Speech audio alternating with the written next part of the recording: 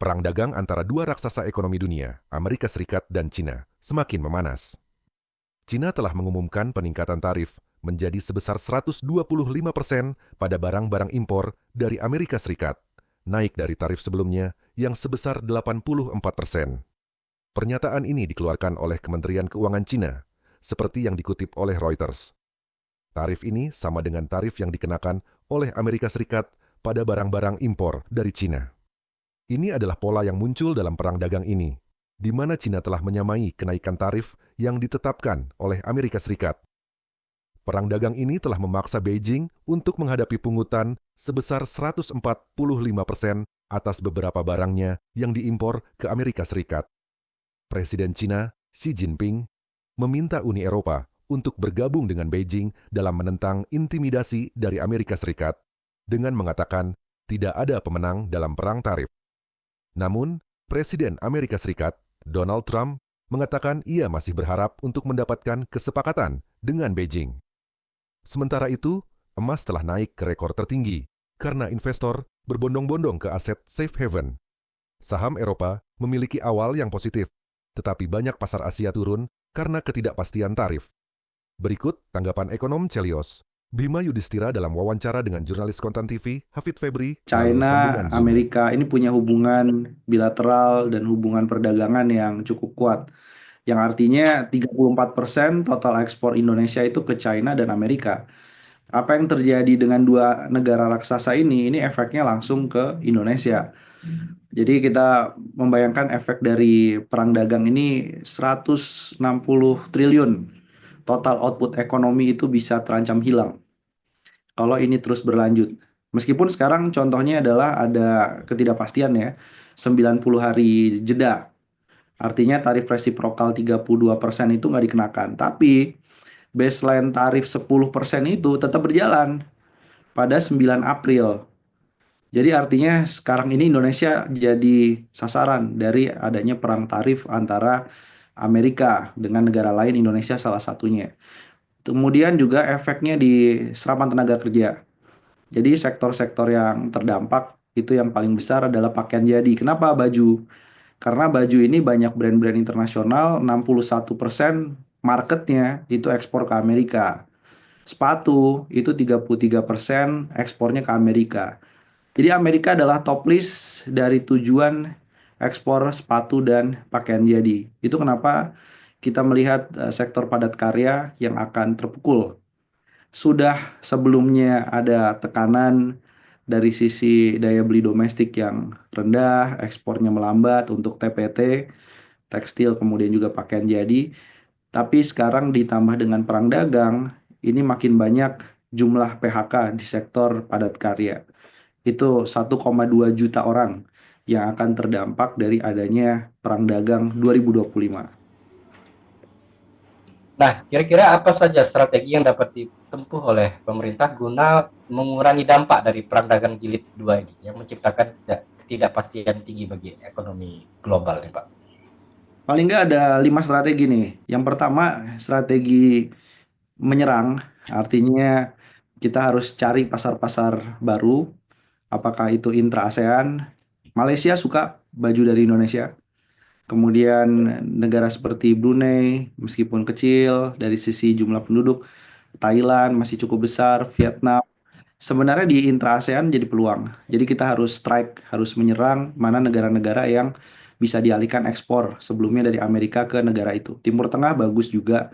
Pertumbuhan ekonominya cuma 3,6%, tapi banyak lembaga internasional melihat Timur Tengah cukup stabil dalam 2-3 tahun ke depan. Nah, di sisi yang lain ini strategi defensif. Karena Indonesia harus bersiap banyak barang-barang pengalihan dari Cina, dari Kamboja, dari Vietnam itu mengincar pasar Indonesia. Jadi apa yang harus diperbaiki di sini dari sisi defensif nih? Ibaratnya main bola, back ini harus bisa melakukan revisi Permendak 8 2024. Itu yang dari awal diharapkan pelaku industri nasional untuk membentengi banjir barang-barang impor. Kemudian juga perlu ada peningkatan daya saing, itu yang ketiga. Jadi daya saing, sumber daya manusia, ini harus di-upgrade. Dengan tarif ataupun tanpa perang tarif, memang persaingan industri makin ketat ke depannya. Selain itu, kita harus lihat produk apa yang sebenarnya Amerika butuh dan tidak dikenakan tarif resiprokal. Amerika itu punya tambang nikel, tetap nggak cukup untuk elektronik dan otomotif yang ada di Amerika. Makanya mereka harus mengimpor olahan nikel. Hilirisasi Indonesia sebagian besar kan marketnya bergantung pada China. Jadi ketika dialihkan ke market Amerika, ini sebenarnya peluang bagus. Nikel nggak kena tarif resiprokal, 32% itu. Kemudian ada tembaga, tembaga juga diloloskan. Ada lagi bahan baku obat atau farmasi. Jadi Amerika masih butuh bahan baku obat dalam jumlah yang sangat banyak, oleh karena itu tidak dimasukkan dalam tarif balas dendam atau resiprokal. Indonesia punya bahan baku obat alami dalam jumlah yang sangat besar, ini bisa jadi potensi nih untuk bisa melakukan peningkatan ekspor. Mumpung ini adalah waktu injury time 90 hari yang diberikan oleh Trump. Oke.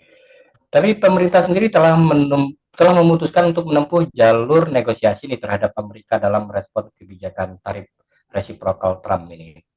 Nah, salah satunya adalah melakukan relaksasi kewajiban TKDN untuk industri teknologi komunikasi, informasi, itu seperti Apple, Microsoft, Oracle itu mungkin ditujukan ke sana, serta menghapus kuota impor. Nah, apakah Pak Bima melihat langkah itu sudah tepat, Pak?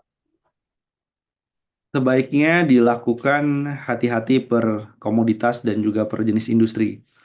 Contohnya misalnya TKDN. Sudah ada perusahaan di ekosistem baterai dan kendaraan listrik. Komitmennya triliunan untuk bikin pabrik di Cikarang, di Bekasi, mungkin di Batang, Jawa Tengah ke depannya. Tiba-tiba ada relaksasi TKDN. Tentu ini mengecewakan karena artinya FDI atau Foreign Direct Investment yang sudah terlanjur masuk sudah menciptakan lapangan kerja bisa menurun. Perluasan dari pabriknya atau peningkatan kapasitasnya karena ada pergantian dari relaksasi TKDN. Tapi ada beberapa juga yang memang butuh relaksasi. Contohnya adalah energi terbarukan. Jadi sebagian energi terbarukan itu komponennya masih impor. Dan selama ini yang membuat kenapa transisi energi agak sulit terhambat, selain banyak regulasi-regulasi yang cukup rumit, salah satunya adalah soal komponen. Dalam negerinya belum siap. Sementara panel surya, turbin, kemudian dari smart grid, transmisi, itu masih membutuhkan bahan baku impor, teknologi impor. Jadi dengan relaksasi di beberapa jenis bisa. Amerika mungkin punya banyak teknologi energi terbarukan yang bisa diadopsi di Indonesia. Tapi kalau sampai pangan, kuota impornya berubah, kemudian TKDN di sektor elektronik yang dikonsumsi orang banyak seperti laptop, smartphone, padahal sudah mulai banyak industri dari luar negeri yang punya pabrik di Indonesia. Ini menurut saya kebijakan yang blunder, kebijakan yang timingnya nggak pas. Kita dikasih postpone penetapan tarif resiprokal 90 hari, sebelum 90 hari harusnya nggak boleh ada perubahan dulu soal TKDN dan kuota impor. Karena kalau kita buru-buru melakukan perubahan, tarifnya belum berlaku kok. Itu kan artinya kita udah membuka diri pada liberalisasi barang-barang impor masuk. Sementara kita belum bisa mendapatkan kepastian apakah tarif kita bisa turun atau tidak ke Amerika. Oke. Jadi terkait relaksasi TKDN tadi tidak boleh dipukul rata. Kalau Pak Bima melihat mungkin prioritasnya lebih ke sektor perangkat-perangkat di sektor energi terbarukan yang memang kita belum belum bisa diproduksi di dalam negeri ya Pak ya. Tapi untuk komoditas pangan itu sebaiknya jangan diliberalisasi ya karena akan berdampak serius terhadap hasil produksi petani lokal kita mungkin. Ya, ya efeknya kalau pangan kan swasembada pangan, food estate jadi percuma. Ya. Makan bergizi gratis nanti MBG jalan, tapi komponen impor dari berasnya, dari jagungnya, kedelainya itu nanti meroket signifikan. Oke. Pak Bima menyinggung soal penguatan daya saing industri padat karya yang tadi sempat Bapak Ya, sampaikan. Seberapa penting penguatan daya saing industri padat karya ini dalam menghadapi tekanan perang dagang nih Pak? Lalu langkah apa nih yang perlu dilakukan pemerintah untuk memperkuat daya saing industri padat karya kita? jadi industri padat karya ini butuh setidaknya 4 hal penting. Yang pertama adalah terkait dengan market intelligence. Jadi dalam situasi sekarang, apakah brand-brand internasional ini melihat ya, dan bisa difasilitasi oleh pemerintah mana pasar yang paling mungkin barang Indonesia bisa masuk ke sana. Jadi kalau misalkan ke Timur Tengah pun butuh fashion dengan jenis kategori bahan yang akan berbeda dibandingkan dengan fashion yang kita kirim ke Amerika Serikat. Jadi penyesuaian itu butuh intelijen pasar. Siapa calon pembelinya, wilayah mana, store-nya siapa, kemudian rantai logistiknya seperti apa. Itu terkait daya saing nanti. Kemudian yang kedua adalah investasi mesin. Jadi ini yang menjadikan Indonesia masih kalah bersaing dibandingkan negara-negara lainnya soal tekstil, pakaian jadi, alas kaki. Itu soal mesinnya. Jadi biaya untuk kredit investasi mesin. Bunganya masih belum kompetitif di Indonesia. Kemudian yang ketiga, yang paling penting adalah kalau tidak bisa mencari pasar dalam waktu yang singkat, maka beban-beban operasional itu harus dibantu oleh pemerintah. Utilitas misalnya salah satu pengeluaran yang cukup tinggi, air, listrik. Nah, listriknya aja deh dibantu. Jadi bisa diskon tarif listrik sampai 40%, 50% berlaku 9 bulan. Jadi Hmm. artinya di masa pemberian insentif itu tidak ada PHK. Itu yang Hmm. bisa menjaga. Kemudian tentu skill ya, dari sisi sumber daya manusia, bagaimana dia bisa matching dengan kebutuhan teknologi. Jadi teknologinya ada, tapi skill sumber daya manusia bisa mengoperasikan teknologi itu di sektor-sektor padat karya. Hmm. Hmm. Nah, perang dagang ini kan di satu sisi juga bisa mengancam bagi pasar domestik, artinya ancaman makin membanjirnya produk impor, khususnya dari Cina yang mungkin dia tidak bisa leluasa lagi untuk menembus pasar Amerika. Artinya seberapa besar Anda melihat potensi membanjirnya barang-barang impor dari Cina, dan apa yang harus dilakukan pemerintah untuk memperketat aturan dan pengawasan bagi produk impor ini? Karena ini lagi-lagi bila tidak dilakukan langkah-langkah antisipasi yang serius, maka akan semakin menekan daya saing industri kita juga. Jadi impor ini juga yang menarik, jalurnya banyak. Jadi jalur yang resmi, kemarin dengan adanya relaksasi Lartas Permendak 8 2024, kalau itu juga belum direvisi, tentunya akan jadi jalur. Dia resmi, tapi impornya tetap banjir. Yang jalur ilegal ini jalurnya banyak sekali nih, terutama di perbatasan-perbatasan jalur tikus. Ini mau barangnya adalah barang thrifting, barang bekas, barang baru, ini juga masih banyak loopholes yang ditemukan di jalur-jalur tikus tadi. Jadi ini ilegal dan legal. Kemudian kalau melihat sebenarnya kita terlalu terlalu baik gitu ya membuka pasar. Kenapa? Seharusnya Indonesia yang merajai pasar di China karena penduduk China lebih banyak daripada di Indonesia. Yang berikutnya lagi, hambatan-hambatan non tarif yang diberlakukan China itu lebih banyak.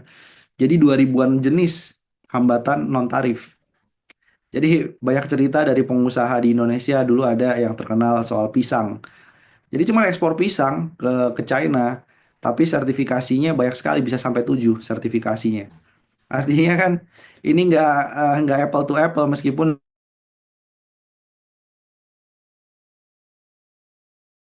ini adalah saling menguntungkan, ini harus ada permainan perdagangan yang diubah sehingga lebih menguntungkan. Hmm. Kalau China punya hambatan non tarif yang banyak, kita juga harus meningkatkan hambatan-hambatan non tarif.